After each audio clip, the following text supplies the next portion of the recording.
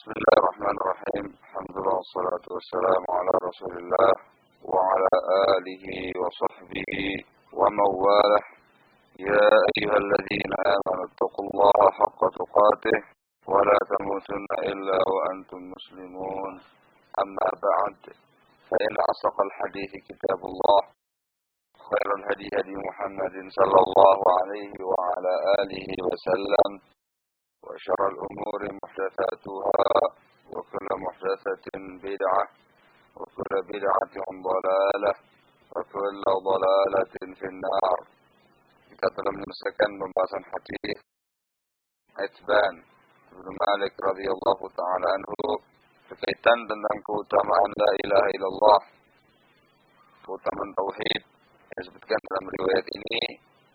Bahwasanya Allah Taala akan mengharamkan neraka bagi siapa saja yang mengucapkan kalimat la ilaha illallah disertai dengan keikhlasan.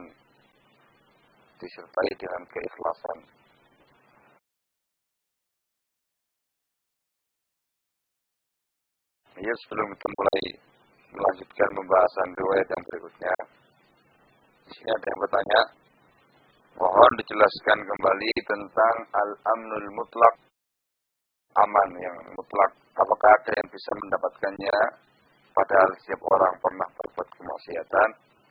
Bagaimana dengan orang yang berbuat maksiat kemudian bertaubat kepada Allah? Baik. Yang dimaksud dengan al-amnul mutlak, rasa aman yang mutlak, ialah al-amnul kamil at-tam, rasa aman yang sempurna di dunia dan di akhirat nanti. Ini didapatkan oleh orang-orang yang selamat dari 3 jenis kezaliman, sebagaimana telah lihat pembahasannya. Yang pertama, dia selamat dari bentuk kezaliman yang namanya syirik, selamat dari kesyirikan. Yang kedua, selamat dari bentuk kezaliman kepada orang lain, menzalimi orang lain. Yang ketiga, selamat dari bentuk kezaliman kepada diri sendiri, yaitu kemaksiatan atau perbuatan dosa. Nah, yang selamat dari ini semuanya, merekalah yang mendapatkan al-amnul mutlak wal ihtida'ul mutlak, rasa aman yang sempurna dan bimbingan yang sempurna dunia akhirat. Sedangkan bagi mereka yang tidak syirik, dia selamat dari kesyirikan, namun dia terjatuh dalam perbuatan-perbuatan dosa, jatuh kepada kemaksiatan, maka dia tidak lagi mendapatkan rasa aman yang mutlak, yang sempurna. Namun dia akan mendapatkan rasa aman yang kurang. Kekurangan ini tergantung kadar kekurangan iman dia. Kekurangan rasa aman ini tergantung kadar kekurangan iman dia. Sementara kadar atau kurangnya kadar keimanan itu tergantung kemaksiatan dan dosa yang dia lakukan. Berarti semakin banyak kemaksiatan dan dosa yang dia lakukan, semakin kurang rasa aman yang dia capai. Begitu. Semakin sedikit, maka semakin sempurna rasa aman yang dia capai. Nah, sedangkan fungsi daripada rasa aman yang kurang ini tadi ialah menyelamatkan dia dari azab yang abadi, menyelamatkan dia dari azab yang abadi di neraka. Walaupun dia nanti dihukum di azab, tidak akan kekal selama-lamanya. Dan fungsi yang kedua ialah pasti memasukkan orang tadi ke dalam surga. Pasti akan memasukkan orang tadi ke dalam surga. Itu yang namanya keamanan yang kurang. Ada merasa aman yang sempurna, bimbingan yang sempurna, maka pelakunya itu langsung masuk dalam surga dengan tanpa azab. Pertanyaan sekarang ini adalah, apakah ada yang bisa mendapatkannya padahal setiap orang pernah berbuat kemaksiatan? Ada. Di antara contohnya sekarang ialah 70 ribu orang yang dimasukkan dalam surga tanpa hisab, tanpa azab. 70 orang yang dimasukkan dalam surga tanpa hisab, tanpa azab. Ada pun yang selain mereka, memungkinkan juga.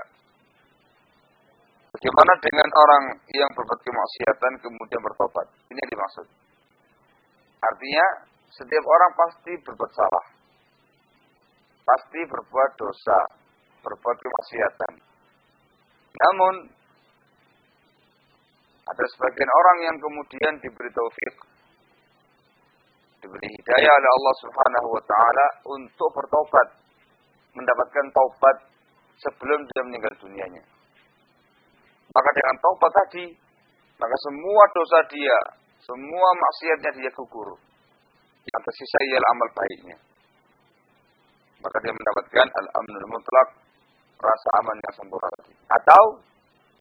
Atau dosa-dosa yang dia lakukan tadi itu dihapus oleh Allah Taala dengan musibah-musibah yang menimpa dia. Dengan musibah-musibah yang menimpa dia. Rasa sedih, keletihan, kecapean, kesempitan hidup, dan semisalnya. Semua musibah yang menimpa kaum muslimin, yang menimpa kaum mukminin, itu sebagai kafaratun lidzunubih, sebagai penghapus dosa-dosa dia. Atau ini yang ketiga, atau dia mendapatkan kemaafan dari Allah Taala. Allah memaafkan dia, Allah mengampuni dia, sehingga dia pun masuk dalam surga tanpa diazab. Sekian banyak perkara-perkara yang memungkinkan bagi seorang untuk mendapatkan hal ini, yang mendapatkan hal ini. Sehingga ada yang mendapatkan rasa aman yang sempurna, bimbingan yang sempurna. Ada pula yang mendapatkan rasa aman yang kurang dan bimbingan yang kurang. Jadi semua tergantung kadar imannya masing-masing. Ini menunjukkan kepada kita bahayanya dosa, dampak negatif dari perbuatan dosa dan kemaksiatan. Tolong dijelaskan sekali lagi maksud yang terkandung dalam syarat-syarat la ilaha illallah. Maksudnya, sebagaimana dulu pernah saya sampaikan, bahwasanya hadis-hadis yang menjelaskan tentang keutamaan la ilaha illallah secara umum. Secara umum itu maksudnya, kata para ulama, maksudnya ialah kalimat la ilaha illallah yang disertai dengan memenuhi persyaratan-persyaratannya. Memenuhi persyaratan-persyaratannya. Sebab sebagaimana yang kita bahas kemarin, hadis Ibn Malik radhiyallahu ta'ala anhu, pada sebagian riwayat seperti ini ada penyebutan syaratnya. Seperti ini. Fa inna Allah harrama 'ala an-nar man qala la ilaha illallah yabtaghi bi dzalika wajha Allah. Sesungguhnya Allah Subhanahu wa taala mengharamkan neraka bagi siapa saja yang mengucapkan kalimat la ilaha illallah. Ini namanya umum. Kemudian disebutkan persyaratannya. Yabtaghi bi dzalika wajha Allah. Yang mana dia mengharapkan wajah Allah dengan ucapan tadi. Ini ikhlas. Dan ikhlas termasuk syarat daripada la ilaha illallah. Menunjukkan, sekali lagi menunjukkan, kalau ada riwayat, dalil, yang di situ disebutkan keutamaan la ilaha illallah secara mutlak, secara umum, maka itu maksudnya ialah keutamaan la ilaha illallah yang memenuhi persyaratan-persyaratan la ilaha illallah. Dan juga sebagaimana yang telah saya sampaikan sebelumnya, digambarkan oleh sebagian salaf, bahwasanya kalimat la ilaha illallah itu kunci surga. La ilaha illallah miftahul jannah, kunci surga. Mereka mengatakan, dan yang namanya kunci baru bisa buka pintu kalau kuncinya itu punya gigi kunci. Asnan, punya gigi-giginya. Sehingga dia bisa membuka pintu tadi. Maka demikian pula kalimat la ilaha illallah itu akan bisa membuka pintu surga kalau kalimat tadi disertai dengan persyaratan-persyaratannya. Itu maksudnya. Sementara syarat-syarat la ilaha illallah sudah disebutkan kemarin. ikhlas, ada keikhlasan, ada ilmu, kejujuran, keyakinan, menerima, ketundukan, kecintaan, dan mengkufuri segala sesuatu yang disembah selain Allah Subhanahu wa taala. Itu maksudnya. Artinya tidak bisa semata-mata mengucapkan kalimat la ilaha illallah dengan tanpa melaksanakan konsekuensinya. Tidak bisa. Sehingga harus ada kalimat la ilaha illallah, ada ilmu tentang masalah itu, ada keyakinannya, dan juga ada upaya mengamalkan konsekuensinya. Apakah jika kita merasa telah membalimi seseorang, wajib bagi kita untuk meminta maaf atau cukup dengan berbuat baik yang lebih baik dari biasanya? Karena untuk mengucapkan kata maaf biasanya lebih sulit dan lebih mudah dengan memberikan sesuatu atau mendiamkan seakan-akan tidak terjadi sesuatu. Ini dirinci ini. Masalah ini ada perincian. Dirinci oleh Imam Ibnu Qayyim al-Jauziyah rahimahullahu taala. Kalau kezaliman tadi ialah kezaliman dalam bentuk maliyah, harta benda. Misalkan kita pernah mengambil barang orang lain atau mencuri barang orang lain, merosot barang orang lain, atau misalnya yang bersifat harta benda. Maka kalau kita pernah berbuat demikian, tentu taubatnya kita ialah kita mengembalikan berapa? Kita mengembalikan berapa? Dan itu pasti atau seringkalinya orang yang terzalimi tadi merasa senang. Dia akan merasa senang. Ya walaupun akan muncul kejengkelan, tapi dia senang sebab barang dia itu kembali kepada dia lagi. Setelah minta maaf kepada dia. Yang kedua, kalau kezalimannya itu berkaitan dengan a'rab, masalah kehormatan seseorang, berkaitan dengan masalah kehormatan seseorang, saya tidak pernah menggibahi dia, menjelek-jelekkan diri kepada orang lain, atau semisalnya dalam keadaan dia tidak tahu, maka dalam keadaan yang seperti ini cukup kita kemudian menyebutkan kebaikan-kebaikan dia di tempat-tempat yang dulu kita pernah menjelekkannya. Kita berbuat baik kepada dia lebih baik daripada yang sebelumnya dan tidak menyampaikan kepada dia. Sebab kalau kezalimannya berkaitan dengan masalah kehormatan, kemudian disampaikan kepada orang tadi, yang terjadi justru tambah keruh permasalahannya. Yang tadinya dia nggak tahu.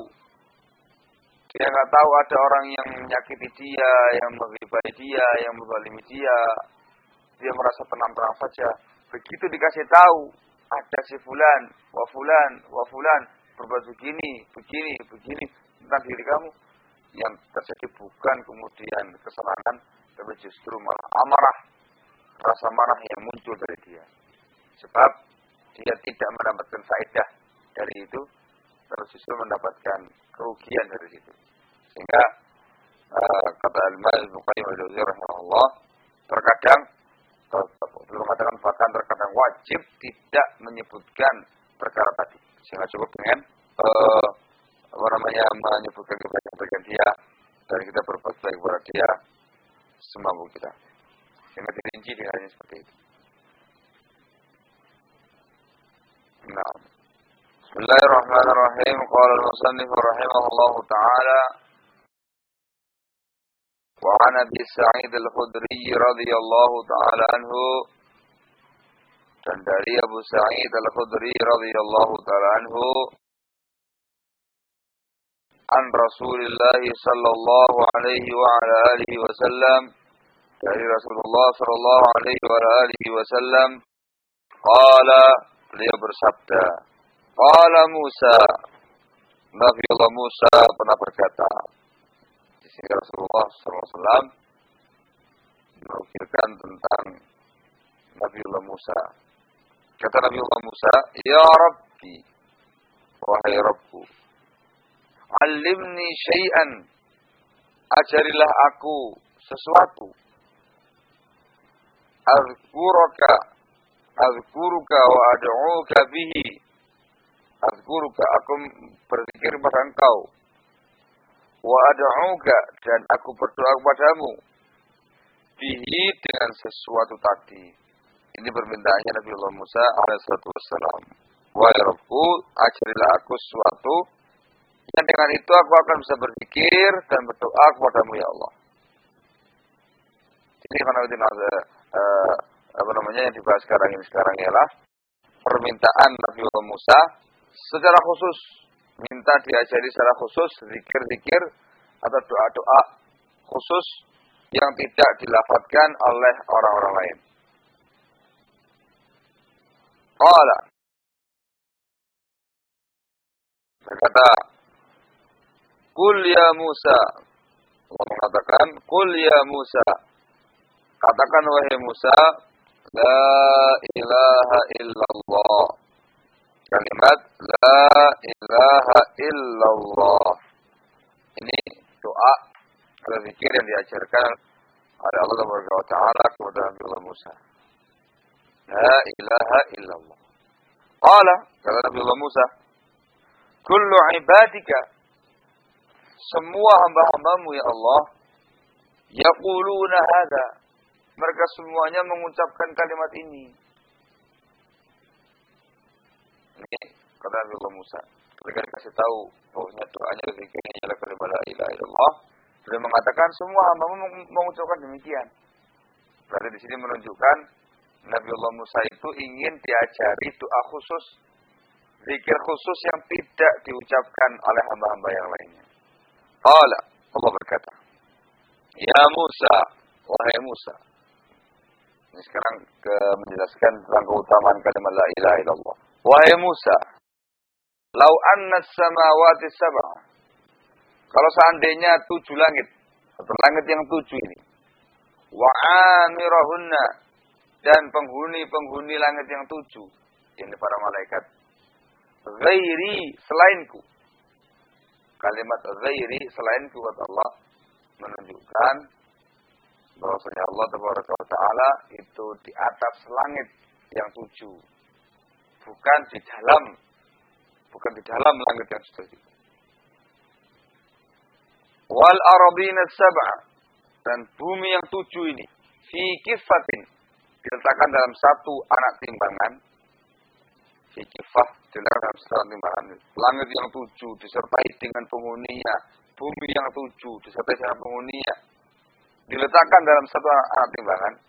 Wala ilaha illallah, dan kemudian kalimat la ilaha illallah fi kifatin juga diletakkan pada anak timbangan yang lain.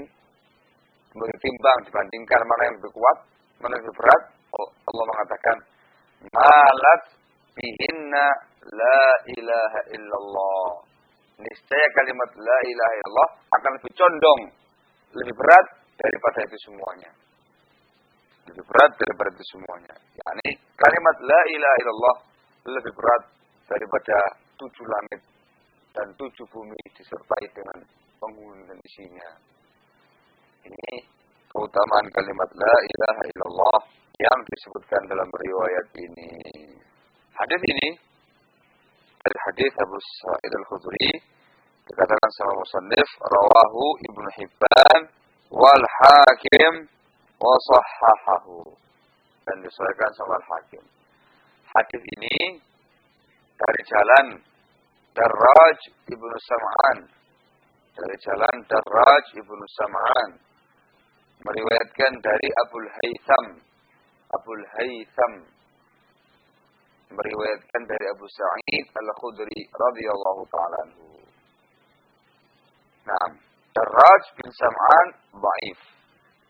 Dia dhaif. Dia lemah orangnya, rawi yang lemah. Lebih lemah lagi, lebih parah lagi kedhaifannya kalau meriwayatkan dari Abul Haytham. Nah, sekarang ini kasusnya seperti itu. Darraj bin Sam'an, Darraj ibnu Sam'an, dia meriwayatkan dari Abul Haytham. Nah, sehingga hadis ini, hadis Abu Sa'id Al-Khudri ini, isnaduhu dhaif, sanadnya lemah. Didhaifkan sama Syekh Muqbil bin Hadi Al-Wadi rahimahullah ta'ala wa ghafaralah. di dalam Tahqiq Mustadrak Al-Hakim. Dan juga didhaifkan oleh Syekh Yahya Al-Hajuri hafizahullah ta'ala wa ra'ah ketika beliau membahas kitab Tauhid dalam pelajaran-pelajaran beliau. Nah, dhaif dikarenakan penyakit tadi. Ada rawi yang bernama Darraj ibnu Sam'an, dia dhaif. Meriwayatkan dari Abul Haytham. Riwayat Darraj dari Abul Haytham lebih parah lagi. Nah, tetapi maknanya sahih, maknanya benar. Secara makna didukung oleh hadis Abdullah ibnu Amr bin As radhiyallahu ta'ala. Saya bacakan sekarang. Dari hadisnya Abu Sa'id Al-Khudri ya. Sekarang hadisnya Abdullah bin Amr bin As. Secara makna sahih. Lihat. Saya bacakan. Hadis ini diriwayatkan oleh Imam Ahmad rahimahullah. Hadis ini diriwayatkan oleh Imam Ahmad rahimahullah ta'ala dari sahabat Abdullah bin Amr bin As radhiyallahu ta'ala anhuma. Dari Nabi sallallahu alaihi wasallam. Kata Rasulullah, "Inna Nuhan qala libnihi 'inda mautih." Sesungguhnya Nabi Nuh berkata kepada putranya ketika beliau hendak meninggal. Kata Nabi Nuh, Amuruka bila ilaha illallah. Wahai putraku, aku perintahkan kamu dengan kalimat la ilaha illallah. Fa inna samawati as-sab'a wal ardina as-sab'a. Kata beliau, karena sesungguhnya 7 langit yang 7 dan bumi yang 7. Lau wudi'at fi kifatin. Kalau seandainya diletakkan dalam satu alat timbangan, wala ilaha illallah fi kifatin, dan kalimat la ilaha illallah juga diletakkan dalam satu alat timbangan, rajjahat bihinna la ilaha illallah. Rajjahat bihinna la ilaha illallah. Niscaya kalimat la ilaha illallah lebih kuat, lebih berat daripada itu semuanya. Nah, hadis ini disahihkan oleh Syekh Muqbil bin Hadi Al-Wadi'i rahimahullah ta'ala dalam kitab beliau As-Sahihul Musnad mimma laysa fi sahihain. Nah, sehingga secara makna sahih dari ucapannya Nabi Allah Nuh alaihissalatu wassalam menjelaskan tentang keutamaan kalimat la ilaha illallah. Digambarkan sedemikian rupa. Kalau seandainya langit yang 7, bumi yang 7, itu semuanya diletakkan dalam satu alat timbangan. Kemudian kalimat la ilaha illallah ditaruh timbangan yang lainnya, niscaya lebih berat kalimat la ilaha illallah. Kenapa demikian? Dikarenakan kalimat la ilaha illallah itu mengandung tauhid.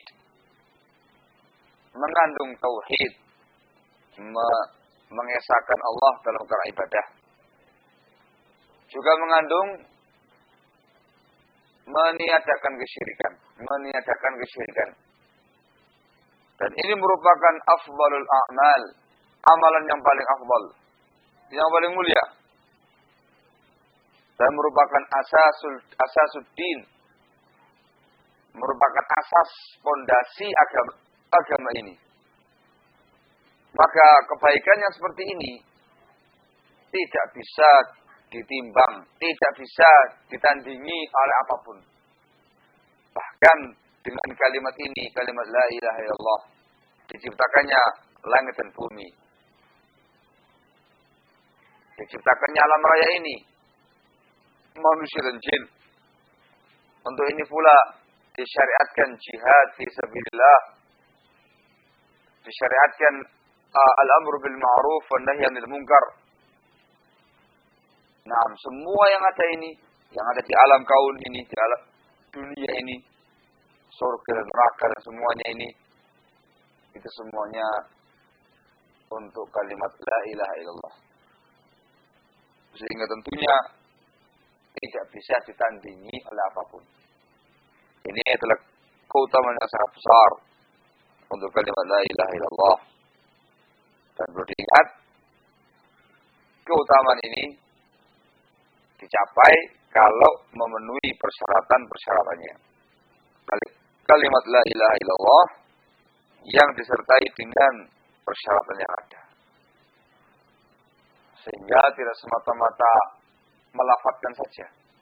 Namun melafadzkan kalimat la ilaha illallah disertai dengan ilmu, mengilmui tentangnya, meyakini kebenarannya, melafadzkannya, dan yang paling penting di sini adalah mengamalkan konsekuensi-konsekuensinya.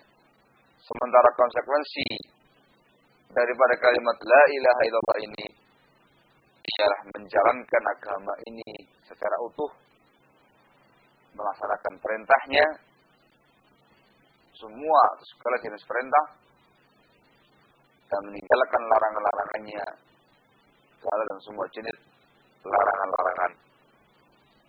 Nah, sehingga pada orang yang berbuat demikian dan dia istiqamah sampai akhir hayatnya, maka dia termasuk minal muflihin, orang-orang yang beruntung dunia akhirat, mendapatkan janji dari Allah Taala, dimasukkan dalam surga dan diharamkan neraka atasnya.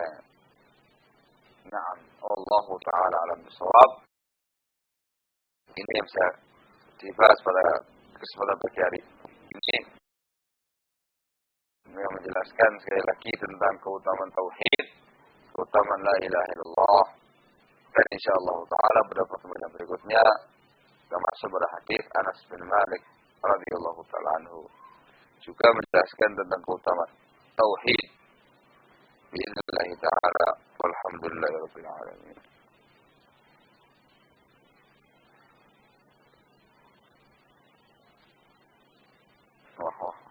Untuk yang satu ini ya bukan di sini tempatnya. Nanti insyaallah tempatnya nanti sore pada pembahasan Fathul Majid dibedakan. Kalau yang kita tauhid yang sederhana-sederhana saja. Untuk yang Fathul Majid insyaallah taala akan dibahas lebih rinci. Dan untuk permasalahan yang kemarin yang terakhir tentang masalah istithna nanti akan dibahas ulang insyaallah taala, karena kemarin sudah di akhir waktu. Paham? Insyaallah taala. Penjabaran langit yang ketujuh dan bumi yang ketujuh dalam kitab tauhid, apa ada hubungannya dengan kitab 3 yang utama usul salasah? Yang di usul salasah yang menjelaskan langit yang 7 dan bumi yang 7 dan antara keduanya. Nah iya, kalau hubungannya berkaitan tentang masalah jumlah langit dan jumlah buminya, ya iya, di semua kitab mesti ada hubungannya. Langit itu 7 lapis, bumi juga demikian 7 lapis. Dalilnya ya diantaranya riwayat ini yang saya bacain tadi, menunjukkan bumi itu 3 lapis, langit juga 7 lapis. Wallahu a'lam apa yang ada di antara lapisan-lapisan tadi. Apa hukum khitan bagi wanita yang sudah balik dan yang mau menikah? Khitan bagi kaum wanita itu hukumnya sunnah saja, tidak wajib. Hukumnya sunnah saja, tidak wajib. Ada khitan bagi laki-laki hukumnya wajib. Nah, baik itu yang masih kecil atau yang sudah balik, hukumnya sunnah saja. Tamam disebutkan oleh Syekhul Islam Ibnu Taimiyah rahimahullah, di antara hikmah atau tujuan khitannya wanita itu ialah untuk menstabilkan syahwat. Menstabilkan syahwat.